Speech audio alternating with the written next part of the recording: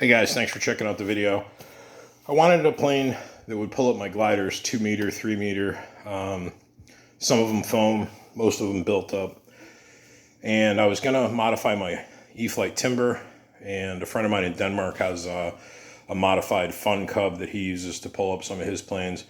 And then I got to thinking, I've got the right size motor, the right size ESC, all the servos and everything, prop, for the Valiant 10cc from Hangar 9.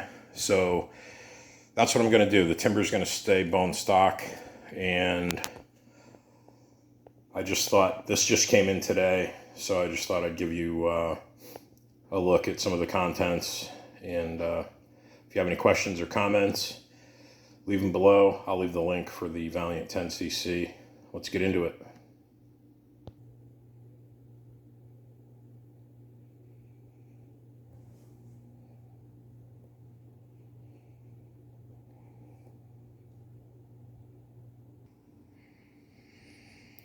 It's amazing that they fit a plane with a wingspan of almost 70 inches in a box this small. This box only measures about 36 inches long, about 13 inches wide, and about, I'd say, 8 or 9 inches tall.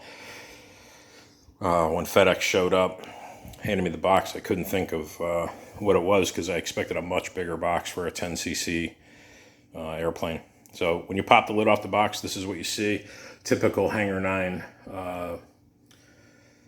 packing job. Everything's in plastic bags. You got your manual right on the top. You got your cowl here. We'll dig into it a little deeper and see what else we've got. I just wanted to take a moment. I took the vertical and horizontal stab out of the box. The bags of those are kind of stapled little tacks into the box. There's one right there. But the wings are just sitting. And one thing that occurred to me is over the years, a couple of times, the plastic is folded over like that and taped. Don't use a knife. If you use a knife, be really careful. Unless you plan on packing the thing back up, all this tape that holds the ends of the bags, just pull it apart with your fingers. There's no reason to risk cutting in to the, through the plastic bag while you're cutting the tape and into that beautiful Ultra Cote covering. It's like you can see in the background there, I've got the two wing halves out. Covering's all nice and tight. Once you get the wings out, you've got a cardboard divider right here. That protects your fuselage, and I imagine under here is my landing gear and some other goodies. All right, guys, so here's a look at everything laid out. We got the two wing panels. I put one upside down and one right side up.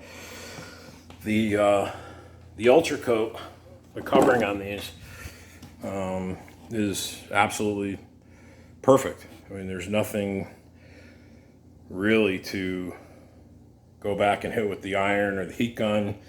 That may change over time, but the humidity level here right now in Connecticut, we're at about 90 degrees, 89, 90 degrees with 73% humidity. That can cause the model, the balsa, to expand as it absorbs some of that moisture. Some of you may have seen, see if I can get a close up. That's Great Plains Mr. Mulligan ARF, and the covering will get baggy on that, and then as the humidity increases, it'll tighten back up. About once a year I take it down and clean it up, but the humidity has a huge effect on your covering. So if it's cool and dry and it's been that way for a while and you've still got baggy covering, you might want to go ahead and hit it with the heat gun lightly and tighten that back up. But we'll see what happens once the humidity level drops. I'm not worried about it. Ultra Cote is one of my favorite coverings, especially for this type of like a sport ARF. It's strong, it's light, easy to work with, and overall, I'm really impressed with the covering. Here we got to look at the fiberglass, the pre-painted fiberglass wheel pants. You can see they're drilled there. There's a little notch there for your axle. Well, where they will sit up against the mount of the landing gear. The paint on these is flawless. So that's a look at the fiberglass wheel pants. A look at the fuselage. Again, the Ultra Cote covering is excellent. You will see some of the end grain of some of the formers and so on and so forth. The only way you're going to change that is if you build a kit and you sand all those. Take a lot of time to sand all those really smooth. But for all intents and purposes, this sitting on the ground, on the runway, in your shop, in the air, just beautiful. I don't know if the camera's showing it. I'm seeing it through my my viewfinder. It's not quite as red. It's a really deep red. I would liken it to a car that I had when I was a kid. It was painted Porsche India red. I would say that the color here, or some people may know what the Monaco covering looks like, the missile red. That's pretty much what you got here. It's looking a little more orangey in the viewfinder. I don't know how it'll show up on the actual video. So that's a look at the fuselage. Here's an access panel right here. Got a little piece of tape. There is a thumb screw that holds that on. And as you can see, there's a couple tabs right there that key in underneath this lip. Hold that secure so you can get down into your radio equipment, your servos, so on and so forth. And there's a little threaded insert to accept the thumb screw for the top hatch. The plastic windows are not in. You put those in yourself, so that's a chance if you've got any covering here that's not tacked down nice, you can go ahead and hit that. I install that with Formula 56. It's a canopy glue. You might be able to still find it online. If I can find the link, I'll share that with you. Other than that, CA can get a little messy with clear hinges, so think about what you want to do. I've never tried like white Elmer's glue, but the Formula 56 is really nice. It's easy to work with, and it dries pretty much crystal clear. And the Mr. Mulligan that I showed you up in the corner earlier, I did some work on that with the Formula 56, and I've done all my canopies on kit builds with Formula 56 over the years. I've been really happy with it. In the front, I can't do it with one hand holding the camera and one hand holding the fuselage, but the entire canopy and the top of the fuselage there, you can see the seam lifts right out to access either your fuel tank or your battery. Beautiful job, nice cutout there for exhaust. Typical Hangar 9 quality. Over here we've got, there's the windows that I was telling you about. You glue those into place using the Formula 56. Here's the motor mount if you're going electric like I am. It's already, it's all set up for the E-flite Power 46. So that bolts to the firewall, and then your engine will bolt to that.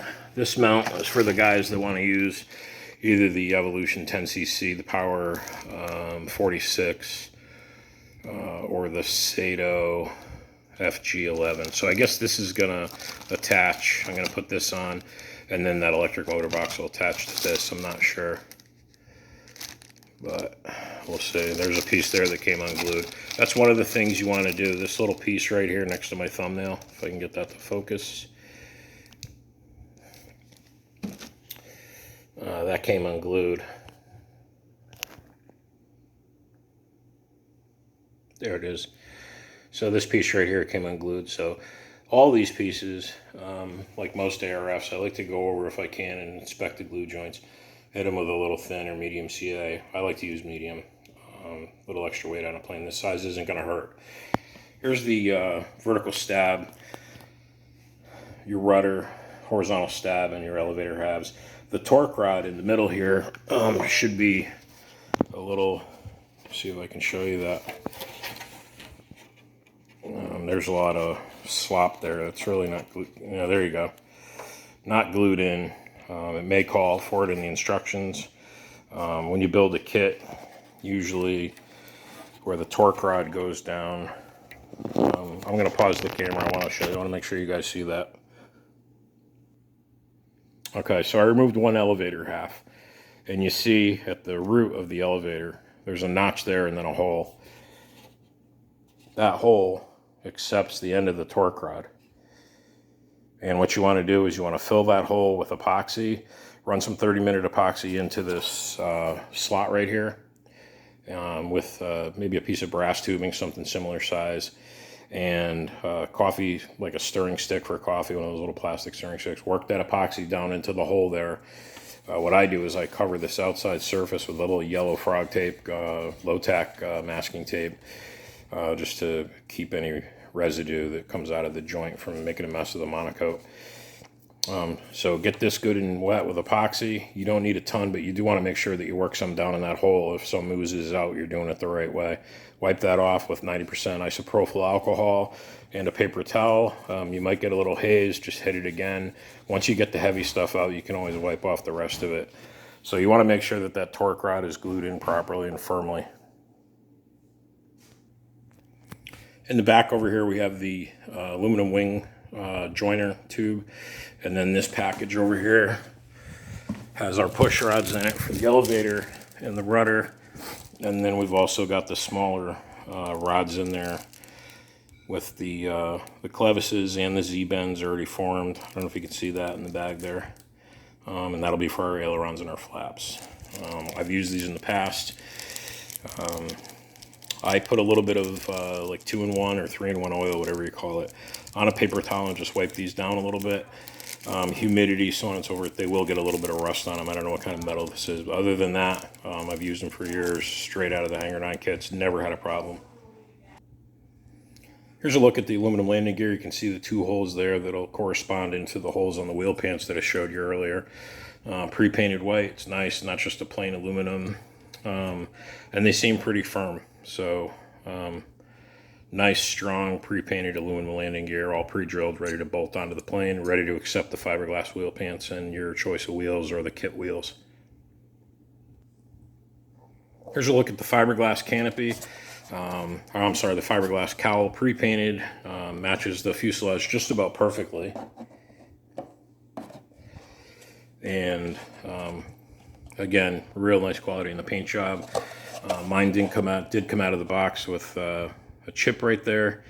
I'll probably just touch it up with a little something, maybe a little red paint and a decal of some sort. And but other than that, it's in great shape, nice heavy duty, and really adds to the look of the plane. Nice job, Hangar 9. So this is the hardware bag that comes with the 10cc Valiant. You've got your landing gear. There's a couple different size tail wheels there. I'm not really sure what that's all about. I think one's for pavement, one's for grass. A pair of the typical Hangar 9 plastic hub foam main wheels. They also give you a spinner. It's not just a regular spinner. It really fits the cowl well and goes along well with the design of the airplane. You've got your fuel tank there, your old beam motor mounts, old style beam nitro motor mounts for the guys that'll be going nitro or gas. And then there's all the other little nuts and bolts in there, axles, screws for your control horns.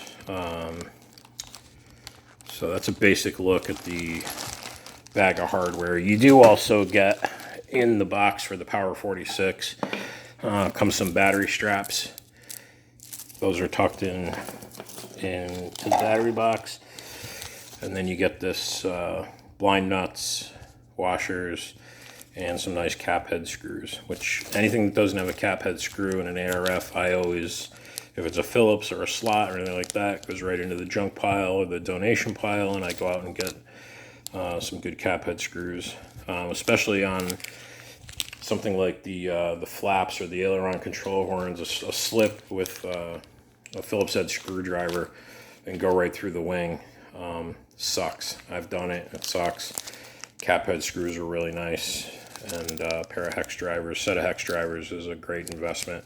They not only look better, but they will prevent damage to your airplane. And you don't want to damage your airplane because it's brand new. So that's really nice to see Hangar 9. The hardware is excellent. So that's a basic look. Elevator, horizontal stab, vertical stab, rudder, CA hinges. I've used those on, like some of my 3D airplanes from Extreme Flight and 3D. I use, I think it's Radio South CA hinges. Because I have those on hand, I may swap them out. But for guys that are not too sure about the CA hinges, they're not a problem. Give them, follow the instructions, glue them in, and make sure that you address this torque rod for the elevator halves. Don't just glue the elevator halves onto the CA hinges and ignore this. That's a weak point. I don't like that. I hope people don't. If it's not in the manual, I hope people notice it or know to do something about it. If it's not in the manual, I'll contact Horizon and request that they put an addendum in the kit. So that's it. Other than the chip and the cowl, which is really small, it's only about an 1/8 inch in diameter. That's the only problem I see. Everything else is excellent quality. The covering is excellent. Really excited about this plane. It's just going to be a fun sport plane, mellow flying, and it'll be pulling up 2 to 3 meter gliders. And I'll do another video as I get this assembled, show you some of the different components that I'm going to use, motor, ESC, servos. It's all basic stuff that I have laying around. And so if you have any questions, comments, concerns, good, bad, or otherwise, let me know in the comment section down below. Give the video a thumbs up, give the video a thumbs down. Let me know what you like or dislike. And if you haven't subscribed, hit that subscribe button and the notification bell so that you get alerted when I upload new videos. Thanks for watching this unboxing of the Hangar 9 Valiant 10cc from Horizon Hobby.